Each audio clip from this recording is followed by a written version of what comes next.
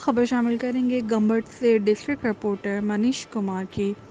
फ़कीराबाद में खास तेली बरादरी और मरी बरादरी के बीच में बड़ी तसादम के नतीजे में 3 अफराद शदीद ज़ख्मी हुए। ज़ख्मियों को गमस अस्पताल मुंतकिल कर दिया गया, जिनकी हालत नाजुक बताई जा रही है। फ़कीराबाद के मेन चौक पर बड़े तसादम पेश आया। खास तेली और मरी बरादरी के बीच में लड़ाई के नतीजे में 3 अफराद शदीद ज़ख्मी हुए। गमस अस्पताल मुंतकिल कर दिया गया। खास तेली बरादरी की तरफ से फ़कीराबाद का मेन रोड ब्लॉक कर दिया गया और शटर बंद हड़ताल भी की गई।